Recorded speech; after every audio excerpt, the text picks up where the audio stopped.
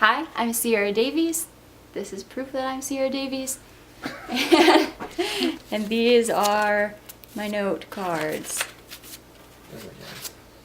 They're nice. And here is my audience of 1, 2, 3, 4, 5. Okay. Okay. So I'm here to talk to you guys today about the history of the mountain bike. So as many of you may know, the history of cycling is a pretty long one. It dates back hundreds of years in Europe and the United States, but the history of the mountain bike only dates back a couple of decades. Yeah, I know, it's crazy. So, I mean, maybe some of you even remember when mountain bikes were unpopular and when they kind of started emerging. Craig, do you remember what your first mountain bike was? No? Not at all? Okay. Well, in the 1970s, there were only a select few people who were even riding their bikes off-road, and most of them were in the Bay Area.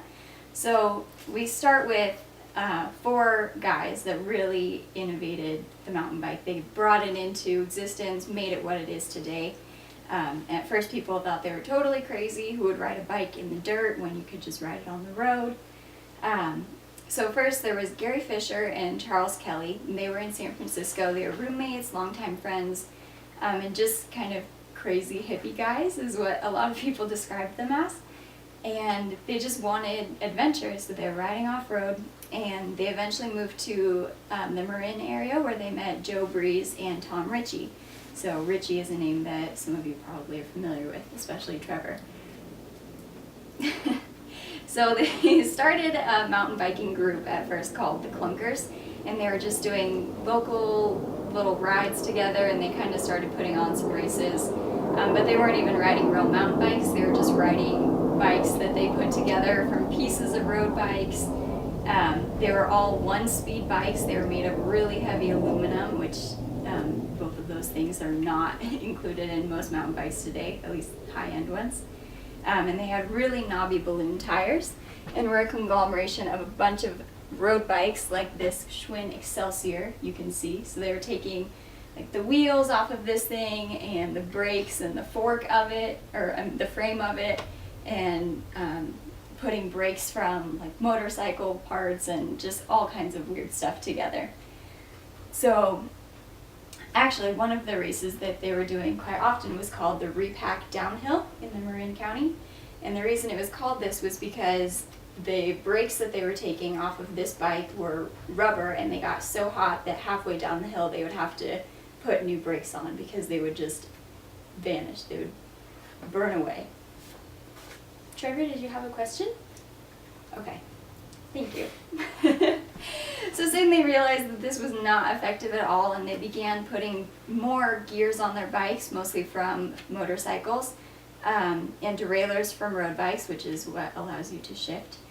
And then they also started using the disc brakes and the brake levers from motorcycles, and the suspension concepts as well. Of course, they weren't using huge motorcycle forks on their bikes, but they started kind of playing with the idea of having a movable fork, if you will. So the first actual mountain bike was actually created by Joe Breeze. It's called the Breezer 1, and Joe Breeze is still in business today making mountain bikes, and they're all called Breezers. The first one actually is in the Smithsonian now, and I know, it's really cool, so we should go there and see it. But it took him months to produce just a couple of bikes. He was really slow at it, and where he was selling them, there just wasn't a market for it. So he kind of faded away, but he's still doing bikes because he's the first one to do them. So what I really wanted to talk about was the Ritchie, Fisher, and Kelly conglomeration. So these 3 guys got together and really started building and selling mountain bikes for the public.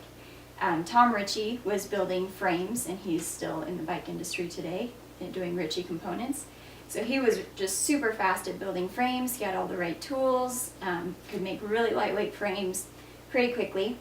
So he got together with Fisher and Kelly and made 3 test frames, one for each of them. And once they decided that they were doing the right thing, he made 9 more and just didn't know what to do with them. They weren't sure who to give them to, so they started a company called Mountain Bikes.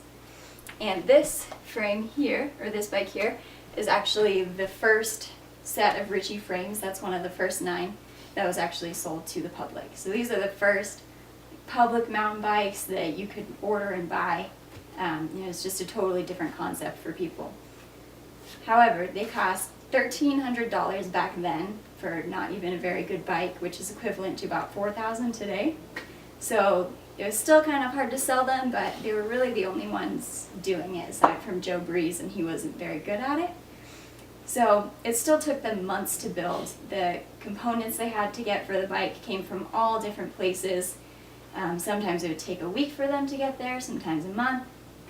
And some of the parts that they were ordering, they weren't even using for their intended purpose. So they had to retrofit and saw down all these components before they could even use them.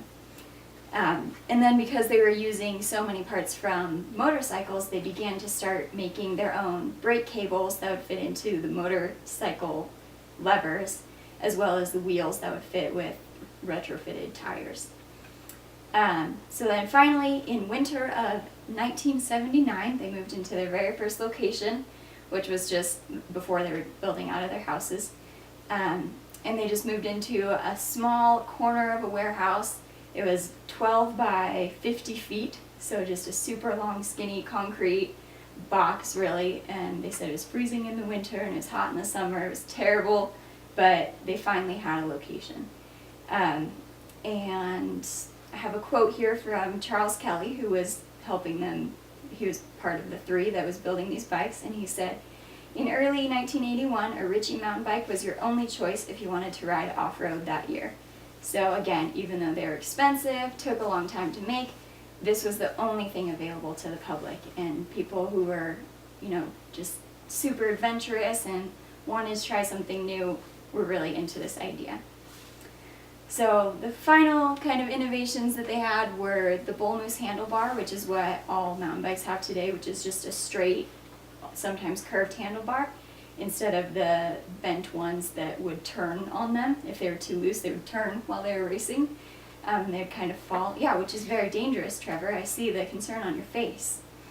And then in late 1982, Ritchie Components started selling their components and frames to other shops and dealers, and that kind of started the whole bike industry. And then finally today, Ritchie went on to be Ritchie Logic. Joe Breeze is still doing Breezer, and Joe Fisher went on to create Trek bicycles, and Charles Kelly just kind of went off and did his own thing outside of the bicycle realm. So, does anyone have any questions? All right. So it really started in California?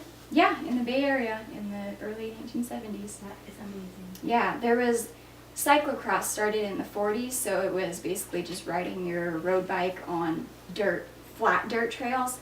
But the mountain biking, which actually had going uphill and downhill, wasn't until the 70s in Marin County. Wow. Yeah. So, thank you guys.